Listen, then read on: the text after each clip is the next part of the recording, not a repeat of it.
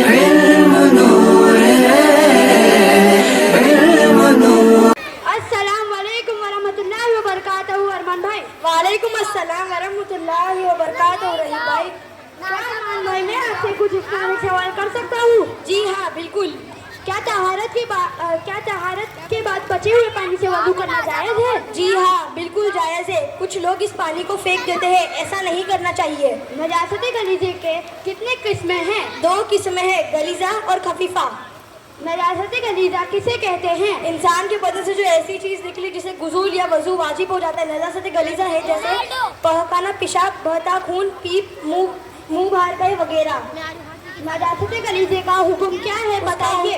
اس کا حکم یہ ہے، کپڑے یا بدن کے 1 درہم سے زائدہ لگ جائے تو اسے پاک کرنا فرض ہے۔ بغیر پاک کیے بنا نماز پڑھے تو نماز نہ ہوگی۔ اگر درہم کے برابر ہے تو اسے پاک کرنا واجب ہے۔ بغیر پاک کیے بنا نماز پڑھے تو نماز مکروہ تحریمی ہو جائے گی۔ اگر درہم سے کم ہے تو اسے پاک کرنا سنت ہے۔ بغیر پاک کیے بنا نماز پڑھے تو نماز ہو جائے گی، لیکن ایسے نماز پڑھنا اور دورہ لینا بہتر ہے۔ نجاست خفیفہ کا حکم کیا ہے بتائیے؟ اس کا حکم یہ ہے، کپڑے یا بدن کے 1 فٹ حصے سے کم ہے تو معاف ہے، جیسے ہستی دمان یا ہاتھ میں 1 خفیفہ لگی ہو تو معاف ہے، چوتھائی حصے پر لگی ہو تو معاف ہے، لیکن اس صورت میں پڑھی ہوئی نماز ہو جائے گی۔ لیکن 1 فٹ حصے کے برابر ہے تو بغیر پاک کیے بنا نماز پڑھے تو نماز نہ ہوگی۔ ماشاءاللہ ارمان بھائی، آپ نے تو سارے سوالوں کا جواب ایک دم صحیح کہا ہے۔ جزاک اللہ رحیم بھائی۔ کیا رحیم بھائی میں بھی آپ سے طہارت کے بارے میں کچھ اسلامک سوال کر سکتا ہوں؟ جی ہاں بالکل۔ نجاست غلیظہ کا حکم کیا کیا ہے؟ حرام جانوروں کا پیشاب اور گوبر، گھوڑے کا لعاب اور جھوٹا وغیرہ، حرام پرندوں کے بیچ کھچر اور گدھے کا لعاب جھوٹا وغیرہ۔ اگر نجاست کا قدر کپڑے یا بدن پر باقی رہ جائے تو اس کا حکم کیا ہے؟